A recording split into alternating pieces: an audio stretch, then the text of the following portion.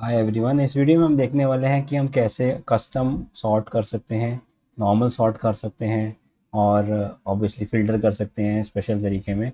But इस case में हम एक बहुत बड़ी फ़ाइल इस्तेमाल करने वाले हैं और मैं आपको कुछ एडवांटेजेस और डिसएडवांटेजेस बताऊंगा कि बड़ी फ़ाइल पे डेटा एनालिसिस करने पे क्या प्रॉब्लम्स आती हैं, कस्टम सॉर्टिंग में क्या इशू आ सकता है, और अगर आप कॉपी पेस्ट कर सकते हैं या फिर अगर आप क्रिएट रीड CRUD ऑपरेशन करते हैं तो क्या प्रॉब्लम आ सकता है। तो ये है स्पॉटिफाई का डेटा। स्पॉटिफाई का डेटा आप यहाँ पे देख सकते हैं और ये है कुछ कॉलम्स। मैं डायरेक्टली ये डेटा डाउनलोड किया है ऑनलाइन से और ये है इसका टॉप रो जो कि इसको बताता है कि ये इसके कॉलम हेडर्स हैं और ये बताता है कि ये स्पॉटिफाई ट्रैक का यूआरआई है, that is unique resource identifier. ये एक पर्टिकुलर गाने को या फिर एक पर्टिकुलर ट्रैक को आप कैसे ट्रैक को आप यूनिक रिसोर्स से आइडेंटिफाई कर सकते हैं। ये कुछ स्पेसिफिक अल्फ़ा न्यूमेरिक सीक्वेंस रहता है जो बताता है कि उसका पर्टिकुलर आइडेंटिफायर क्या है। ये कि आईडी की तरह आप मान सकते हो इस चीज़ को। टाइम स्टैम्प, टीएस का मतलब यहाँ पे टाइम स्टैम्प है, ये गाना कब स्टार्ट किया गया था। और प्लेटफॉर्म, प्लेटफॉर्म का मतलब एक गाना आपका किस प्लेटफॉर्म पे, यानी वेब प्लेयर, एंड्रॉयड। आपको ये सब चेक करना है कि इसका यूनिक वैल्यू क्या है, तो आप फ़िल्टर लगाएं कंट्रोल शिफ्ट एल दबा के।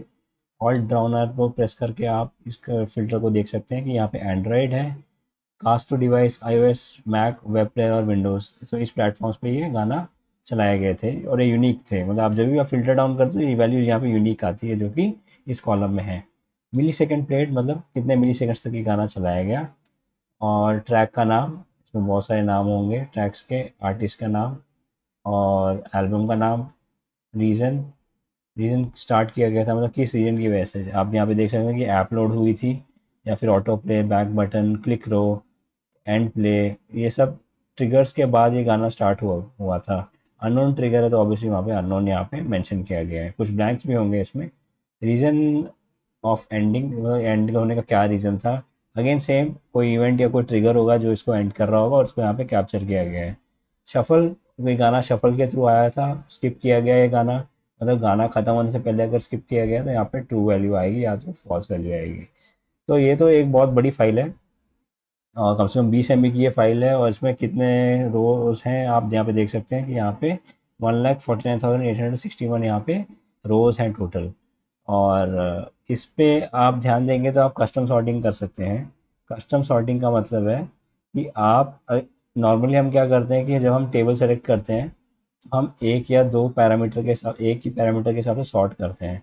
सपोज अगर मैं देखूँ मैं मिली सेकेंड प्लेट के हिसाब से सॉर्ट करना चाहूँगा तो मैं इस फिल्टर के ड्रॉप डाउन पे जाऊँगा, सॉर्ट स्मॉलेस्ट टू लार्जेस्ट। तो इस केस में क्या होगा कि ये बहुत जल्दी से क्विकली सॉर्ट कर देगा क्योंकि यहाँ पे डेटा जो है एक ही लेवल पे सॉर्टिंग हो रही है। पर अभी हम चलते हैं कस्टम सॉर्ट पे। मैं चाहता हूँ कि ये स्पॉटिफाई का जो पूरा डेटा है मैं इसको कस्टम तरीके से सॉर्ट करना चाहता हूँ। पूरा डेटा ऑलरेडी सिलेक्टेड है, पहले पूरा डेटा सेलेक्ट कर लो। चलो, और नेक्स्ट जाओ आप सॉर्ट एंड फिल्टर पे, यहाँ पे आप कस्टम सॉर्ट सेलेक्ट कर लो। कस्टम सॉर्ट हमेशा लेवल्स में होता है, मतलब पहले मैं इस लेवल को सॉर्ट करूँगा, फिर उसके बाद एक और लेवल ऐड कर सकते हैं, उसके बाद एक और लेवल। तो ये है कि मतलब सबसे पहले सॉर्ट बाई को किस कॉलम में सॉर्ट करना चाहते हो। मैं सॉर्ट करना चाहता हूँ मेरे सबसे ऊपर। मैं मानूंगा कि सबसे ऊपर आता है मेरे एल्बम का नाम, तो जो कि सेल वैल्यूज़ पे मेरे को सॉर्ट करना है, sort on order would be A to Z। Then उसके बाद सेकंड कॉलम में डालूंगा मेरा ऑब्वियसली मैं ट्रैक का नाम, सेम सेल वैल्यूज़ पे और ऑर्डर के हिसाब से। Then by millisecond plate, millisecond plate से मतलब स्मॉलेस्ट टू लार्जेस्ट। यहाँ पे ये वैल्यू चेंज हो गया क्योंकि ये एक न्यूमेरिक कॉलम है। सेल वैल्यूज़ पे मैं सॉर्ट करूँगा स्मॉलेस्ट टू लार्जेस्ट। अभी मैं इसको सॉर्ट करूँगा और देखोगे यहाँ पे आप थोड़ा सा हल्का सा टाइम लिया था यहाँ पे हमारे कंप्यूटर ने, क्योंकि ऑब्वियसली आपके कंप्यूटर के स्पेक्स पे, स्पेसिफिकेशंस पे डिपेंड करता है कि कितना तेज़ करेगा। पर जो भी हो ये थोड़ा टाइम लेता है जब आपके लेवल्स बढ़ जाते हैं। सेम अभी आपने कस्टम सॉर्ट यहाँ पे देखी, आप यहाँ पे देख सकते हैं कि ये गाना मलुआ का जो कि है एल्बम 11.11 से, और यहाँ पे मलुआ का आर्टिस्ट का नाम है। ये गाना ऑब्वियसली शफल के थ्रू आया है मैक्सिमम टाइम, एंड्रॉयड पे चला था। और यूनिक यूआरआई सबका सेम है ऑब्वियसली क्योंकि ये सेम गाना है। और कितनी देर चला है, ये चला है 175 मिली सेकेंड्स, 175 सेकेंड्स, क्योंकि जो है स्किप नहीं किया गया तो ये पूरा गाना कंटिन्यूसली प्ले हुआ और यहाँ पे से स्किप नहीं किया गया था। तो ऐसे छोटे छोटे आप ऑप्शंस को आप यहाँ पे देख सकते हो जब आप कस्टम सॉर्ट करते हो। ऑब्वियसली डेटा बहुत बड़ा है तो आप इंडिविजुअली एक एक गाने का फ़िल्टर आउट करके देख सकते हो।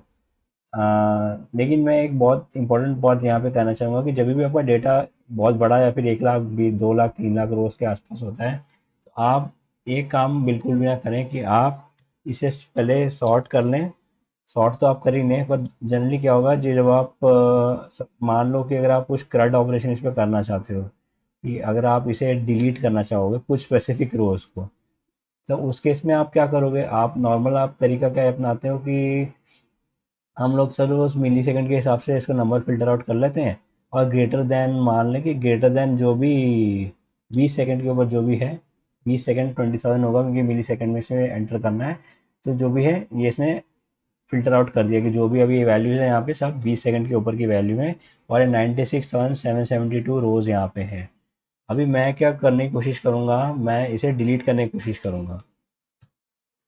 तो ये बेसिकली एक अपडेशन का परफॉर्म कर रहा हूँ और ध्यान रखिएगा जब भी आप अपडेट करते हो डिलीट करते हो या फिर आप कुछ स्पेसिफिक ऑपरेशन करते हो बड़ी शीट्स पे, तो आपको सबसे बड़ा प्रॉब्लम क्या आएगा कि वो टाइम कंज्यूमिंग ऑपरेशन है और वो आपको वार्निंग भी देगा। सपोज मैं यहाँ पे ऑल्ट HDR करने की कोशिश करूँ तो यहाँ पे ये मेरी शीट अटक जाएगी। तो ये मैंने पहले इनिशियली आप फर्स्ट टाइम करोगे तो आपको वार्निंग देगा और इस केस में आप देखो यहाँ पे नॉट रिस्पॉन्डिंग आ रहा है, मेरी शीट अभी अटक चुकी है क्योंकि ये ऑपरेशन करने में उसे बहुत टाइम लगने वाला है। तो इससे अच्छा मैं आपको रिकमेंड करूँगा कि जब भी आप ऐसे केस में आते हैं कि आपके पास बहुत सारे रोज़ हैं, आप उस डेटा को कॉपी कर लें जो भी आपको डेटा रिक्वायर्ड है। आप उस डेटा सेट को चेंज करने की कोशिश ना करें, उसमें से आपको जो डेटा चाहिए आप कॉपी कर लें, आप एक नई शीट पे पेस्ट कर लें।